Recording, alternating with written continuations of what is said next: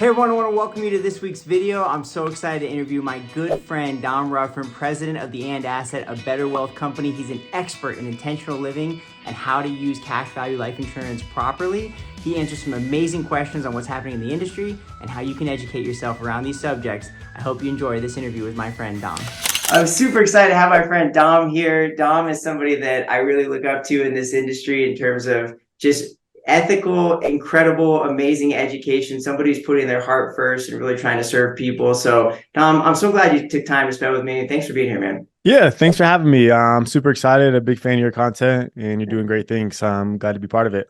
Thanks, man. I appreciate you carving out some time for me. I know you got a lot happening. So before we dive in, because I got a lot I want to talk about in terms of how we can educate and help people to get the right information when they're looking to see if life insurance is a good fit for them. I want to know, tell me what the And Asset is really up to these days. Like, what's your mission? You guys are really doing a lot of great content that's fun to watch. So tell me what your focus is for the next 12 months going into next year.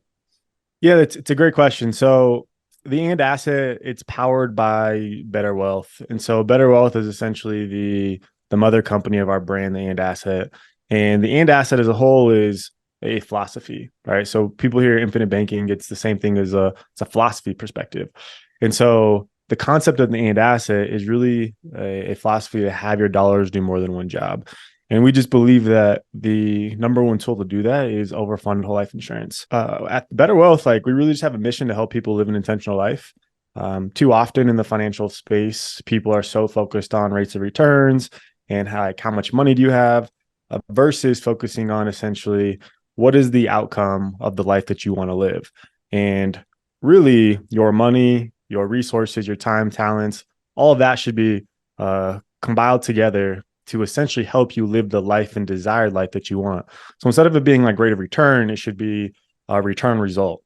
Like, what result are we after, and having your dollars to do that. And when we can get our dollars to do multiple jobs using the And Asset, we can really help us get the end result that we want, which is living intentionally to, be who we want to be, spend the time with who we want to spend it to, do what we want to do and how we want to do it. And so that's just like our real mission, is just helping people do so. And just the And Asset is just a prime tool to help people be super efficient with their money, to help them live that intentional life. And so every day we just wake up, we pound that drum. We try to share our message as much as possible. We do that through content, through messaging, through partnerships, meeting amazing people like you. And yeah, that's really what we're up to on a constant basis. That's awesome. So I read the book, The And Asset. I love the channel. I love the Better Wealth channel. I've been to a couple masterminds. Tell me, how do you guys feel that life insurance helps people to live a more intentional life? It's a great question, Danny, because you hear often in the space of the financial industry, or just people in general, really talk negatively about life insurance. And I truly believe that people just criticize what they don't fully understand. And when you fully understand the power behind life insurance and the And Asset and how it could be implemented in your life, you'll start to see how it can help one show up intentionally. Because when we use the word has your dollar do multiple jobs, it then gives you the power to show up more powerfully, because it's helping you do other things. So for instance, if I am a father, which I am, and if I am a husband, which I am, I have the headspace knowing that I can live day to day and I can show up powerfully. I can take risks. I can do what I need to do. And if something does happen to me, God forbid, in the time while I'm alive, well, I'm in my younger ages, obviously I'm going to die at some point in time, I am at peace knowing that I have life insurance sitting there waiting for protection of my life for my wife and my son if something does happen. So that allows me to show up more powerfully. I don't have to live in fear. I don't have to live in worry. Like, if something happens to me, are they going to be taken care of? I know they're going to be taken care of because they have the And Asset that's ensuring my life to essentially get kicked out for them in that moment. So that's the first thing. Secondly, really, when we look at money, resources, financial, economic household, it really comes down to cash flow. How can we create cash flow for our lives? Because once we can create enough cash flow above our expenses, that's when we can really start creating a lot of financial freedom. One of the ways to create cash flow is obviously to buy assets that produce cash flow. And how do we produce cash flow buying assets? Is we obviously need liquidity of money. And the And Asset is the perfect vehicle to have liquidity of money, because it allows us to have control. It's easily accessible. It grows and it compounds. and we essentially get some tax advantages along the way. So therefore, it allows me to have a pot of money that I can then take to go ahead and be more powerfully in my other activities in life, which then allows me to show up more powerfully because then I'm creating more cash flow for my life.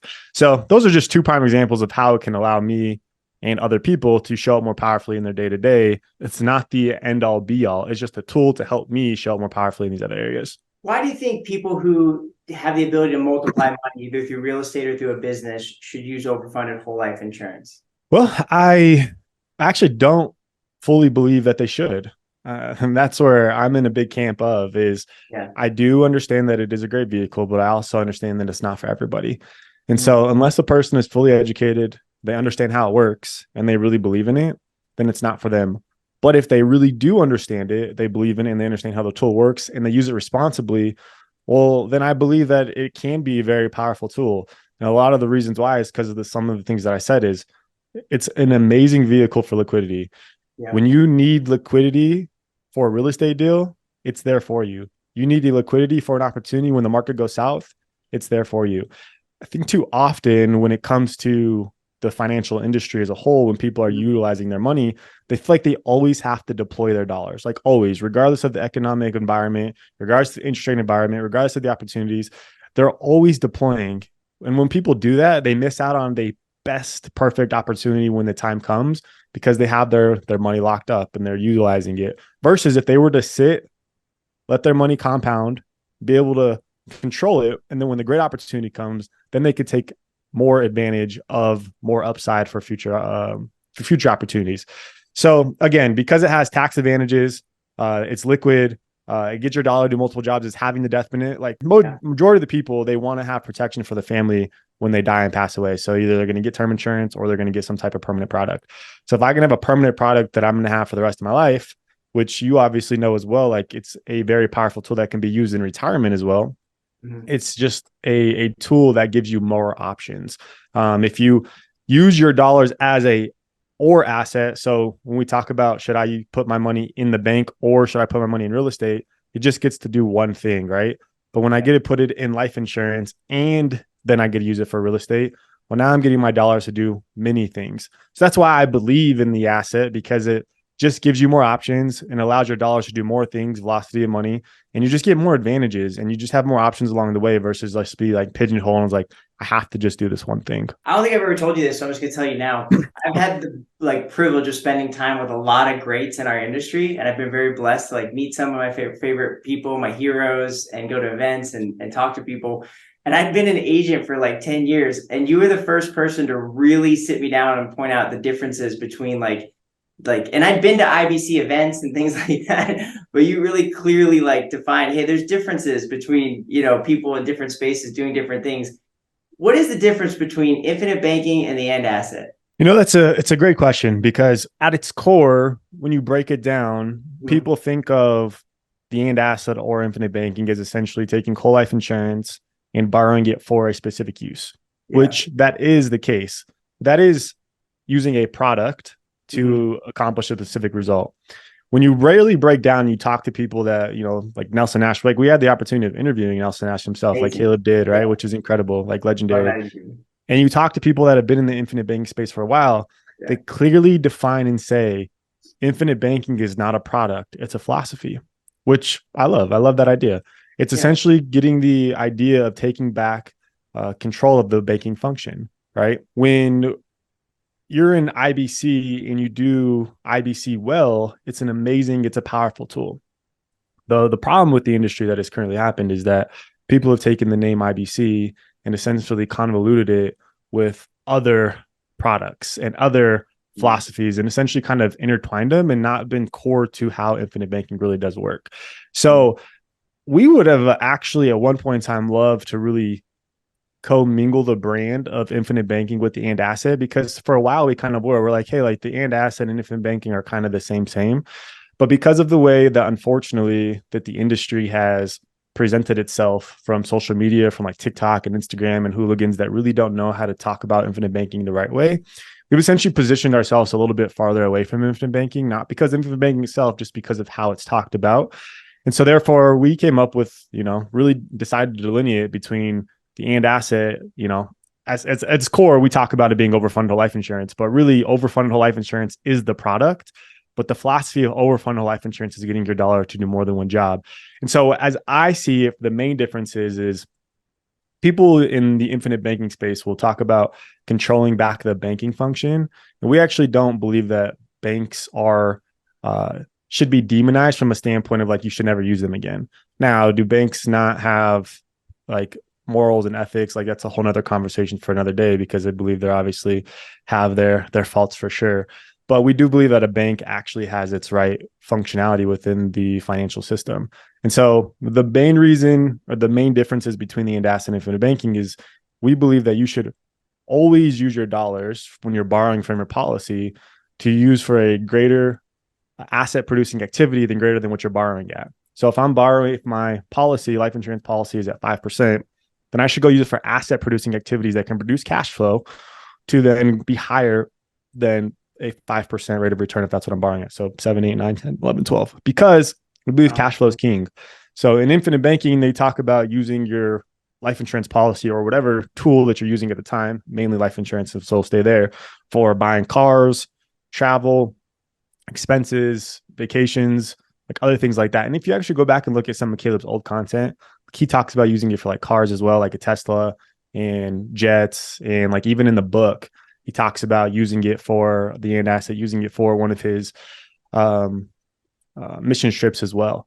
And so really at the end of the day, the end asset, like the philosophy really is focused around having your dollar do more than one job. And I do believe the most powerful way to have your dollar do more than one job is to use it for buying assets that produce cash flow that have other advantages as well. In theory, you can be super intentional if you use it in the right context for other things, right? If I'm thinking, should I use a car? You do need a car to live in today's society. So if you don't have any money in the bank and your policy is all you have, I encourage using your policy for a vehicle. Makes a ton of sense, right? Or, some people have like terrible credit. If your credit is essentially, and you try to borrow from a bank to get a loan from for a car, and you have like 14% rate is what you'd get, but your policy is 5%, well, then like you made a 9% spread in that scenario by buying from a policy. So like as an entrepreneur, you could say, okay, I don't have money currently in the bank, quote unquote. I'm super stressed out. I need a vacation. If I take a vacation, I'll be recharged and I can then show up more powerfully and then produce greater results for my family, my life, etc. Take a loan from your policy to go on that vacation, come back recharged. You used it intentionally to show up more powerfully to produce a greater result, right? So the result may not always be measured by the rate of return, but the result can be measured by how powerfully you are now able to show up. Like you can get a greater result by then just a dollar amount. So that's why it's like the end asset is borrowing to get a greater result for whatever it is that you choose, not just doing it because, that's just the system that you're getting into. So I don't know if that really helped, but like that was like a long-winded answer for kind of some of the differences. No, that's what I was after right there. Because like as somebody who's been to you guys' events and read your books and stuff, like it's hard to like delineate all that into like a 15-minute video, like we see it. So I know what it means from being a part of your guys' culture and what you're doing, which I love.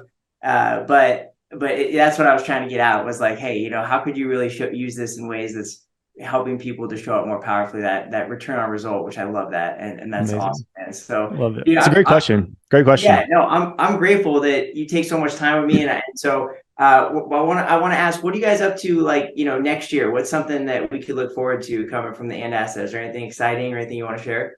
I hesitant to say it because it's been such a long-winded project because it's been in the works now for a few years, but we've even had it on our website, like, hey, like if you're interested in this, like, put in your name and email, but it is getting repositioned and moving forward again to essentially start making waves to get done. So by 2024, I don't know when, but sometime in 2024, I am putting it out there that we will have it done.